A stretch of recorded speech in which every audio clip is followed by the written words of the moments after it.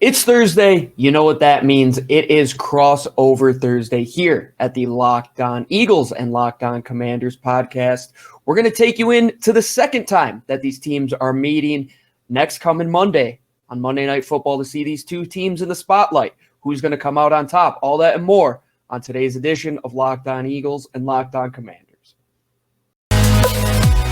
You are Locked On Eagles, your daily Philadelphia Eagles podcast. Part of the Locked On Podcast Network, your team every day.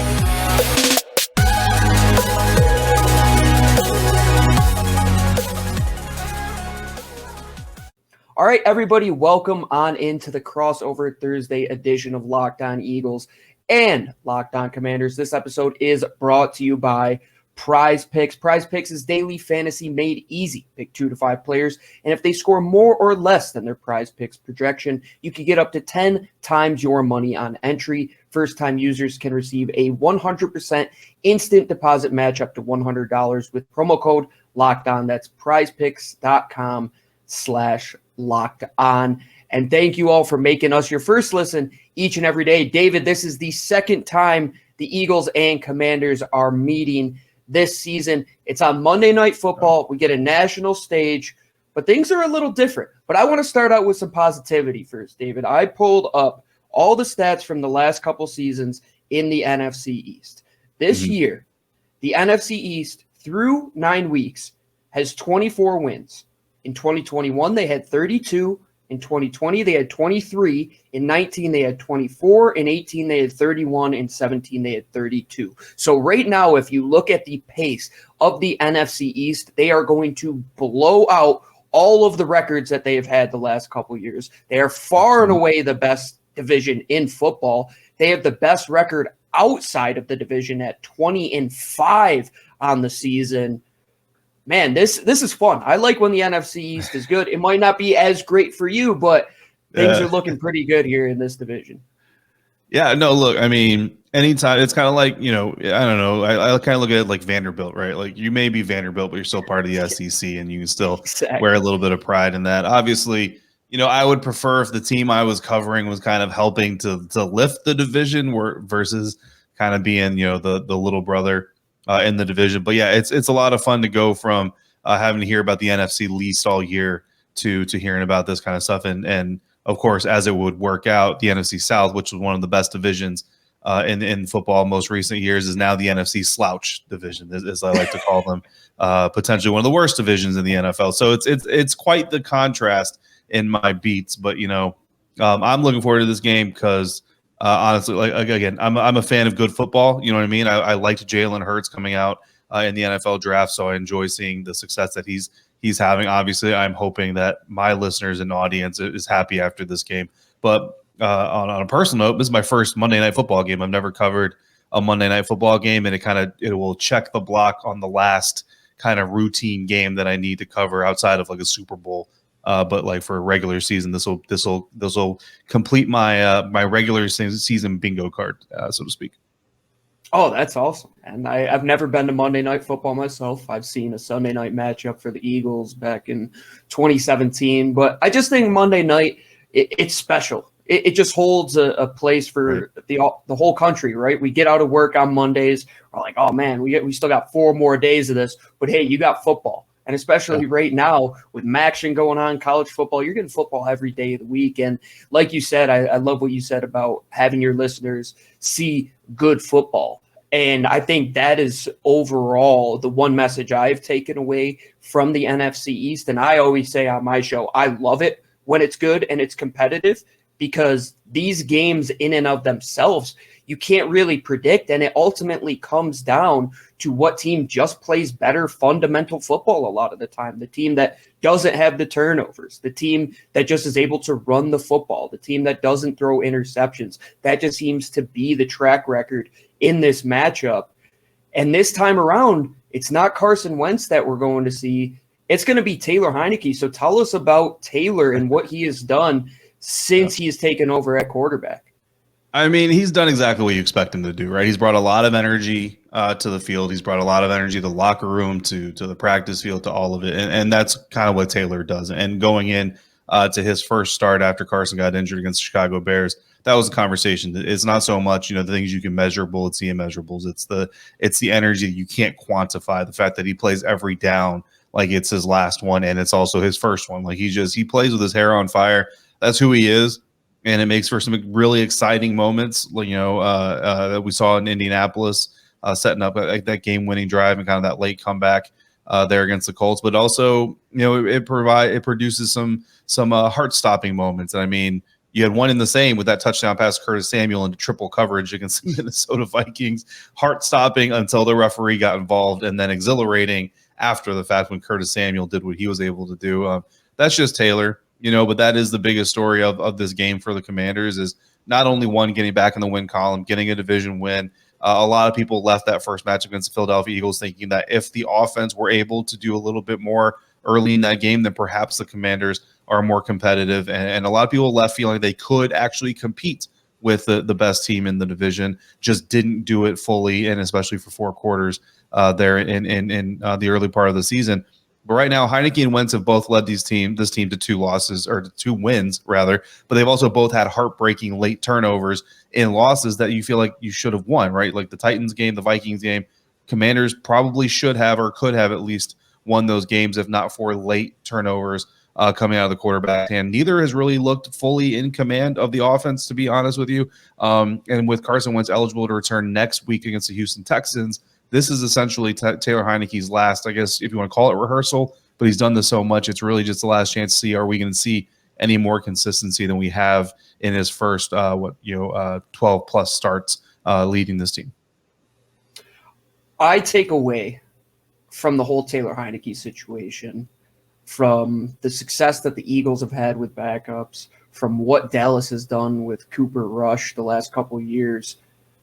There are good backup quarterbacks, and they play well in the NFC East for some reason. I don't know what it is, why these teams just value backup quarterback play a lot better than the other ones, but I think it's something that if this division continues to invest in, it's going to continue to have good quality football teams, and that's exactly how the Eagles got into the Jalen Hurts situation. Right. They couldn't trust Carson Wentz because he was always injured. I mean, that's why you probably kept Taylor Heinicke around, because you figured a situation like this were to happen. And Jalen Hurts saw the implosion of Carson Wentz outside of an injury. And the 1 year he's bad, Jalen Hurts takes the reins and goes. And I think that's the same thing that has happened with Taylor Heinicke. Like you said, he'll play it like it is his first snap and his last snap, which always makes backup quarterbacks dangerous, because if you don't play sound fundamental, keep your gap, make sure you stay on your guy in coverage, that's where it can really make you pay. And the Eagles, I would say, they can always win those battles, but they can always lose those battles if they are on the wrong side of them. And we'll get into the matchup portion going forward. But I want to ask you a question first, because I think this one probably will be a good indicator of the game. Do you think Taylor Heinicke takes 9 sacks in that game if he plays just a few weeks ago against the Philadelphia Eagles? I would like to say not, just because that is one of Taylor's, obviously his strengths is the ability to get out of that kind of a situation. Mm-hmm. And, something that was pointed out in the broadcast against the Minnesota Vikings was that Taylor kind of needs to get better at navigating through the middle of the pocket and kind of stepping up and evading pressure by coming up through the pocket instead of around it. And that's honestly something, that's not something I ever noticed standing out, but that is something that, if Mark Schlereth is noticing, and I can pretty much guarantee you that his quarterback coach, his offensive coordinator, has also noticed it. And you always rely back on the instincts, and the only concern I have is maybe it's not 9 sacks, but Taylor Heinicke's instinct a lot of times is to get rid of the ball, and sometimes he does it in some not so safe ways. So maybe in week 2 it's not, or earlier in the week it's not 9 sacks, but it's 5 sacks and an interception, and unfortunately that interception could be a pick 6. So again, I don't know if it necessarily goes better with Taylor Heinicke, because again, neither quarterback really has looked like they have full control of this offense, and of course offensive line rotations and some issues have caused their fair share of that as well. All right, that is the intro to this show. We will get into the matchups. We heard the storylines. We'll get into a prediction at the end. But first, this episode of Locked On Eagles and Locked On Commanders is brought to you by our friends over at Blue Nile. I'm getting married in less than 12 months. Like every other man, I'm sure that you forget that after you buy an engagement ring, you have to buy a wedding band as well, which is crazy to me. Girls get 2 rings. It's pretty cool. But there's a friend that will help you out, and this friend is online, and it is called Blue Nile. They are the original online jeweler, and their pieces are priced significantly below traditional retailers. You go into the mall, they're going to hit you up 3-4 times markup. Blue Nile will give you the trusted price. They've helped over millions of couples create their perfect engagement ring. Their easy online tools let you choose the diamond, shape, size, clarity to fit exactly what your loved one will need. If you're looking for a piece of jewelry, go to their 24/7 experts that they have on hand, available via phone or chat, and you can find a gift at every single budget.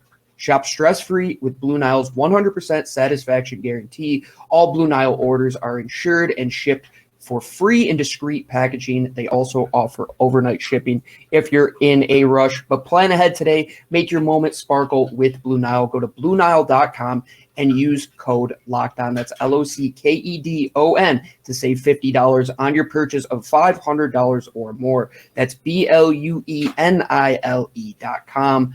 Code LOCKEDON to save $50 on your purchase of $500 or more. BlueNile.com. Code LOCKEDON.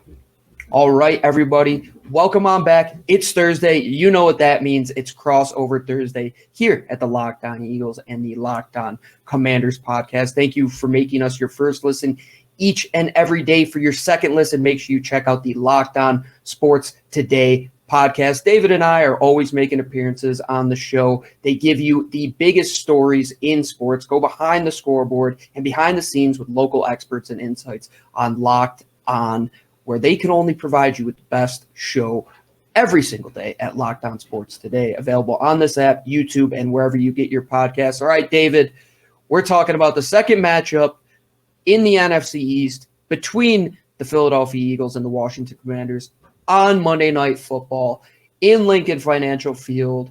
Yeah. My co-host Lou will be going down to the game. He was expecting Carson Wentz to be there. He doesn't get to see Carson Wentz, but he gets to see an NFC East matchup. And let's get right into that. Let's talk about some X's and O's. Since the last time these teams played, I'm sure there have been some injuries. I'm sure guys have gotten healthy. I'm sure guys have come back. Update our fans exactly where Washington is health-wise, who's making an impact right now, and who arguably is the hottest player on the team at this current moment in time.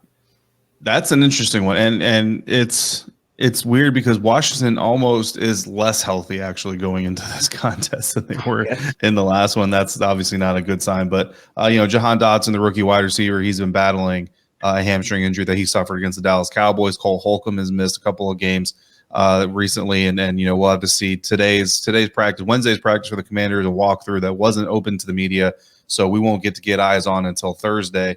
But that's just the way that the teams are going to take. They're going to get extra practice in, but they're also going to keep as many things secret in house as they possibly can. But at the same time, look, you have Brian Robinson, who wasn't available the first time that these two teams met up. He's been back now, and a lot of people. I think maybe people kind of expected more from the Alabama rookie than what they've gotten so far, but also need to remember this is a rookie, and he's basically just getting through his preseason, as it were, the way the NFL likes to split workloads and really usually takes offenses about 4 games to really kind of get going, and that's about where Brian Robinson is right now. So I think we'll now start to kind of see maybe things kick up a little bit, hopefully, and again, the offensive line has a lot to do with that, as he's a guy who basically runs through the tackles just about every touch that he gets. So that's going to be interesting. And then Chase Young, that's kind of the question mark. A lot of people were hoping that maybe he would play against the Minnesota Vikings. If he plays against the Philadelphia Eagles, it will be 1 year to the day from when he tore his ACL against Tampa Bay Buccaneers last year. And in today's NFL world, a lot of people look at ACL as a 6 to 8 month injury. And for Chase Young to take 12 months, a lot of people are a little frustrated. There's some conspiracy theories going around that maybe he suffered a setback that nobody is making public. But whatever the reason is, Chase, maybe making his return against Philadelphia Eagles, or whatever return it would be. Again, division rival, needing a win, Monday Night Football. It's exactly the environment that Chase Young would probably want to come back in if he had the opportunity to choose. So if Chase Young does come back, what would be his pitch count? Do you think he goes 50%? Do you think he could get maybe 75% of the snaps? Where do you see him fitting in if he is able to play? Because, I mean, even 20 snaps of Chase Young will make this game that much more interesting. Right. And ideally I kind of look at like 24 snaps, you know what I mean? And typically you're looking at, that's about a third, depending on how many reps the offense gets and how much, Taylor Heinicke and their offense can keep the Eagles off the field. So I think that's kind of a good, expectation. I think really you look at him as a pass rush specialist, right? I mean, that's his forte anyway, but James Smith-Williams, Casey Tuhill, those kind of guys, Daniel Wise, even when he can kind of get in there and get involved, they've been doing some good things. So you like what you have in the defensive front seven. Honestly, they've done really well this season so far, and they're kind of getting better as the games continue. But you want to get Chase in the fold, obviously, and just his presence alone makes the Philadelphia Eagles kind of do some things that they don't necessarily have to do against those other guys. But like you said, first game back, it's been a year. You're not going to go out there and play 100% of the snaps, absolutely. So I think 24. If I have to put a percentage on it, probably about a third is a realistic ballpark. But you might also be looking at about a quarter. There's great edge rushers all over the NFC East, and I think the Eagles just have to be prepared for that situation if it were to play out. And speak of the defensive line, Washington won't have to worry about the Eagles' first-round pick in Jordan Davis. He's on the short-term IR, and I think that's one area where if Washington really does want to get to this Eagles team, teams have found success running the ball against the Eagles, specifically on the interior when you're able to trap out one of their three techs when they run an even front. They like to put Fletcher Cox and Javon Hargrave, keep them either at a 2-eye or a 3 tech, regardless of what side they're on. And if you can double one of those guys out of there, they've had a lot of success running the ball, especially last week with Dameon Pierce. I see Brian Robinson, like you said, as somebody who can run between the tackles as a true threat to this team. If the Eagles aren't playing sound gap fundamental football, like I had mentioned earlier, they're susceptible to breaking tackles. They're susceptible to allowing long runs, which inevitably are going to set up the pass. And the idea of Jahan Dotson potentially being injured is one that should perk up eyebrows, especially with the Eagles' defensive backs that they have. They have 3 guys that can cover. All of them are top at their position with James Bradberry, Slay, and Avonte Maddox right now. So you take one of those wide receivers out of the equation, it has to be one of the points where the Eagles say, we have to win that matchup. But for you, David, what is the matchup that you say, if you're in that offensive coordinator room or defensive coordinator room, you're saying we can't let this group of players or this player individually ruin our game? Yeah, you hit the nail right on the head. I mean, that's literally what I have written down right in front of me is the Philadelphia Eagles rush defense allowing more than 5 yards per carry right now, 29th in the National Football League. So one of the worst per run rush defenses. I put it that way because their per game rush defense is 20th. So it's 9 spots better. And that means that the Philadelphia Eagles are doing enough on offense that opposing teams have to kind of rely on keeping up with them or maybe even playing catch up if they get an early lead. And that keeps teams from hammering home on the run as much as they want to on a per game basis. And I think that's going to be the key here is that Washington defense has done really, really well keeping teams below 24 points, below 22 points even, which I think is the mean right now in the National Football League. And that's going to be crucial, right? If the Washington defense come out like they did the first time these two teams met and keep the Eagles scoreless through the first quarter, have a better second quarter than they did the last time we saw these two teams, then maybe you give Taylor Heinicke an opportunity to get in rhythm, but you also give Scott Turner an opportunity to lean on those running backs the way that we know that he likes to. And Brian Robinson, without that big presence there in the front line, maybe that opens up things for him. But either way, those body blows, it's kind of the way that we described this offense earlier on is kind of a jab hook. You want to kind of hit some body blows with Brian Robinson, and then hopefully you can get that unit tired out, and then you expose the edge with a guy like Antonio Gibson or a wheel route screen pass to J.D. McKissick, whatever it is. That's kind of the best way I think you do this is inside out, and the Eagles defense has shown that they're susceptible to that. But from the Commander side, like where we're worried from the Commander side is Kendall Fuller, and it's not even necessarily Kendall Fuller has done poorly recently, but if you go back to the last time these two teams matched up, DeVonta Smith was out there bodying Kendall Fuller, and no disrespect to DeVonta Smith, but he shouldn't be bodying a lot of people in the National Football League, burning them, getting separation, having more agility than and shaking them, breaking their ankles, got it. But when you're just getting out physicaled by a guy like DeVonta Smith, that's a problem. So Kendall Fuller, team captain, I expect him to come in and try to win that matchup a little bit better. It's very interesting because the Commanders' defense, and we saw it last week against Justin Jefferson, there was especially the touchdown play. Benjamin St-Juste is in position, and he's doing everything you want from a cover corner. Justin Jefferson just wins that rep, and that's kind of the step. Is it's not enough to be in position. You also have to do the right thing to win the rep, and that's basically what happened with Kendall Fuller against DeVonta Smith in week 3. So we need to see them take that next step, not just Fuller, but also Ben St-Juste, because William Jackson was on the outside against the Eagles the last time you saw them. Because again, you can be in position all day long, but if you let talented guys like A.J. Brown and DeVonta Smith beat you, despite the fact that you're in position, they're just gonna run away with the game. And we will get back into finishing up this edition of Crossover Thursday. We'll talk about some potential big-time players, some potential score predictions, and who could come out on top in this NFC Beast matchup. But today's episode of the Locked On Eagles and Locked On Commanders podcast is brought to you by our friends over at BetOnline. Prize Picks has you covered for all the daily fantasy. But if you want to get in on the action, get all your sports betting info, stats, news, and analysis, make sure you choose betonline.net. They are the official sports book of the Locked On Podcast Network. We are placing all our wagers with them. We are betting on soccer. We're betting on football. We're betting on NHL. Anything you can imagine, you can find a line, a prop, any information, get ahead, get in a position where you can make some money. I'd say that's the best thing that you can do with BetOnline. They always set you up for success. We do our LOE 3 each week at Locked On Eagles. Lou hit big for 10 units last week. Make sure you are putting in all your bets at betonline.net because BetOnline is where the game starts. All right, everybody, welcome on back to this edition of Crossover Thursday. I'm Gino Camilleri of Locked On Eagles. We have David Harrison of Locked On Commanders.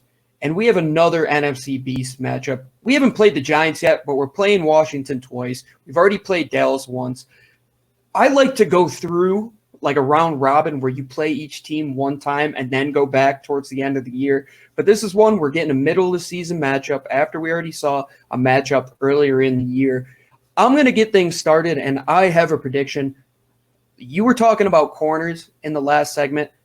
DeVonta Smith has not had a huge game the last couple weeks.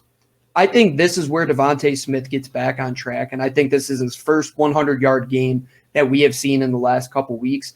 A.J. Brown got his the last few weeks. We have seen that. They like to spread things around. Like you said, I think the Eagles are going to take advantage of that Kendall Fuller matchup, try and put that bigger body in A.J. Brown towards Benjamin St-Juste, and allow DeVonta Smith to go out and what he did last time against Kendall Fuller. Yeah, I mean, it's certainly possible. It's hard not to kind of be worried about that matchup specifically. I'm interested. We've got Kendall Fuller via Zoom on Wednesday afternoon, so I'm interested to hear kind of how he's going to come about this matchup this time, because I'm sure he's going to be asked about that very thing. And you know, look, that's team captain on the defensive side. Your other veteran partner, William Jackson, has been shipped off to Pittsburgh. You know, this is kind of the situation this team is in, and the defense has done surprisingly well given, you know, kind of some of the early struggles that they had. But this is another game where this team can come out and possibly get exposed, and you fall to 4-6. I mean, I don't know that the division race is really within reach anyway, to be quite honest with you, even if you advance to 5-5 and give the Eagles their first loss of the year. But look, Washington fans go back, you know, a couple seasons and remember Pittsburgh Steelers were undefeated mid to second half of the season when they faced Washington. Washington was able to hand them a loss, and then everything kind of collapsed from there. So Washington would love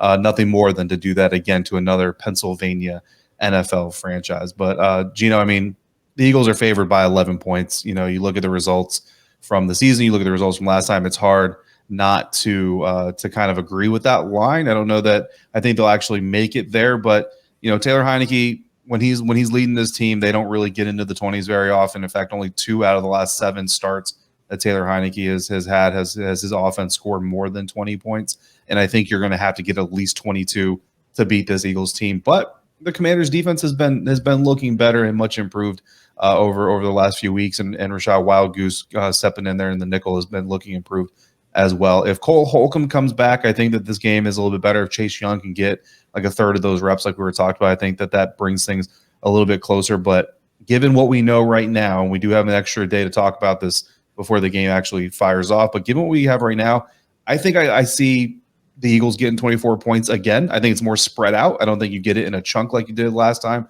but I think 24 points is reasonable. I think Taylor Heinicke in this offense, you're probably looking at about 17 points. So a 7-point spread. So you can take the Commanders against the spread if you trust my view there. But I think 24-17 is about what you're going to get with Philadelphia walking away with the win. The thing I look at is that they have been double-digit favorites for now 3 weeks running, and every statistic is against double-digit favorites in the NFL. Does that trend break with Washington?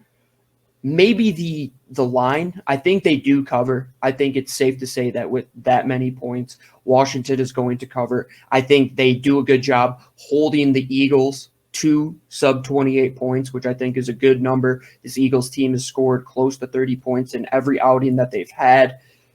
But the thing is, their defense, as much as they do allow a ton of yards, they don't allow a ton of points. They've only allowed around 18.5 points per game under Jonathan Gannon, and we're really getting at Jonathan Gannon for allowing all these yards, but at the end of the day, you see the box score and say, oh, they're not scoring points, so I mean, we have to put up with the yards. I think Washington keeps it close through halftime. I even think the third quarter it could be close, but the thing that this Eagles team leans on is what Jason Kelce said a couple weeks ago. It's not what team is the toughest, it's which team is toughest the longest. And Monday Night Football in Lincoln Financial Field, the environment in and of itself is going to give the Eagles that boost. We know that. They have to continue. And I love the NFC East for being as good as it is because they have people nipping at their heels. They got Dallas right there. They got the Giants right there. If you let up a game to Washington, they're right back in the middle of things. So to be sitting with an undefeated record and say we now have to continue to add games and win games, I think that's really what separates great teams from just the good teams.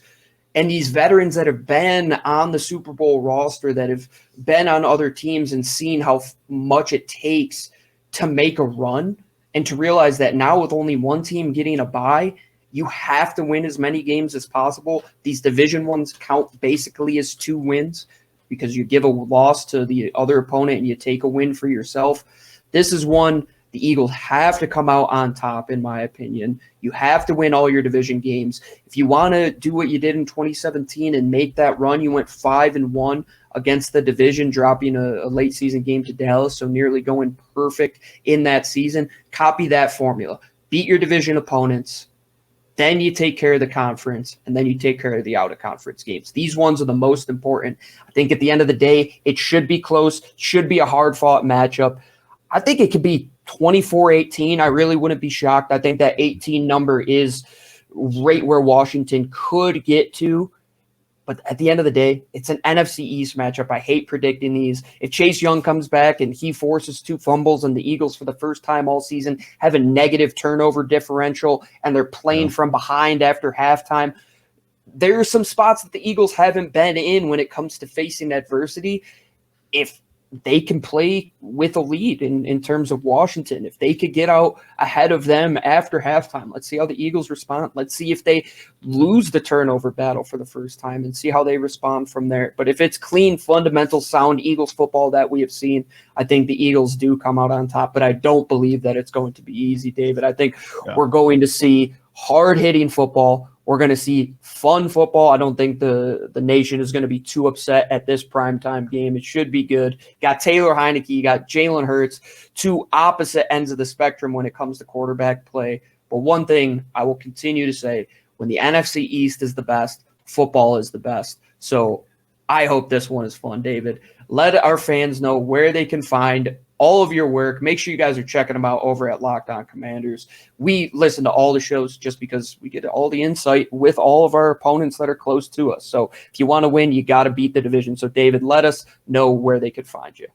Yeah, absolutely, man. It should be a really fun game. So anybody who just enjoys good football should be entertained on Monday night. And of course, outside of Locked On Commanders, Commander Country, part of Sports Illustrated's Fan Nation. That's those are the good people sending me to games, and those are the people I'll be writing about the Commanders, win, lose, or otherwise. Hopefully not otherwise. Hopefully it's just win or lose. Let's not deal with any ties here in this kind of thing. That's a Houston Texans thing. Let's leave that in Houston.